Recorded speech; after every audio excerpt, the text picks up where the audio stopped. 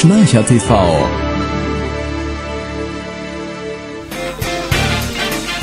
Ja, wie ihr seht, machen wir alles selber. Wir machen die Technik selber, beantworten die Fragen selber. Und es sind ja keine ärztlichen Ratschläge, das wisst ihr ja so. Einer von vielen Fragen, die uns erreichte: Tipps gegen Druckstellen durch Gesichtsbänder. Kannst du da irgendwo was sagen oder hier so Tipps, wenn man hier so Druckstellen hat? Ja, im Allgemeinen bekommt man grundsätzlich immer die Antwort, das Beste wäre, ob man nun Gesichtsbänder oder Masken, Druckstellen hat, sich vorher mit einer guten Gesichtscreme zu schützen.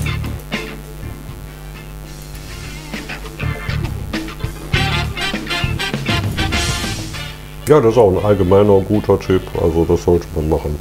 Neue Maske, hoher Blutdruck und eine große Packung Angst. Durch die neue Maske bekommt man ja keinen hohen Blutdruck, ne? Naja, aber es gibt schon einige Leute, die so eine, ja, wie sagt man, so eine Phobie haben, ähnlich einer Platzangst. Und das kann natürlich schon zu Angstzuständen führen. Wie heißt das noch, wenn man in geschlossenen Räumen ist? Ach so, diese Klaustrophobie oder so ähnlich. Die hängt wohl damit zusammen.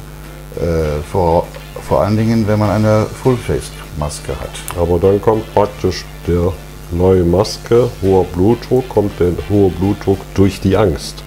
Nicht durch die Maske. Der kommt dann, also nicht durch die der hohe Behandlung. Blutdruck kommt durch die Angst, dass das vielleicht mal versagen könnte oder so. Ne? Ist ja ähnlich wie beim Arzt die sogenannte Kittelangst. Ja, genau. Wer sich also Blutdruck messen lässt, wenn der Doktor reinkommt mit dem weißen Kittel, hat man ja schon festgestellt, dass dadurch viele Patienten einen höheren Blutdruck haben, als sie allgemein haben, nur durch den Anblick des weißen Kittels. Ja, und so wird das auch hier so.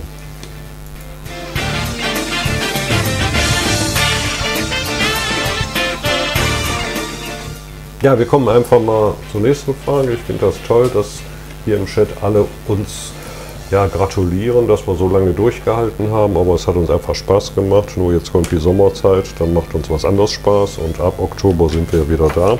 Stromausfall, was mache ich bei Stromausfall? Nix.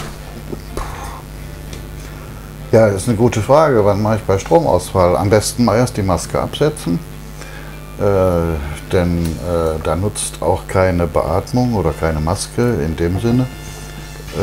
Wenn kein Strom da ist, dann kann das höchstens hinderlich sein. Also auf jeden Fall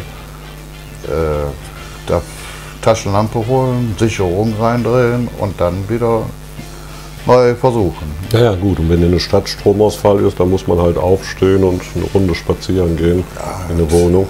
Also in 16 Jahren, 17, 18 Jahren, wo ich das habe, ist noch keinmal Stromausfall bei mir gewesen. Ich denke, das sind so Störungen, die kommen so gut wie nicht mehr vor. Schnarcher TV.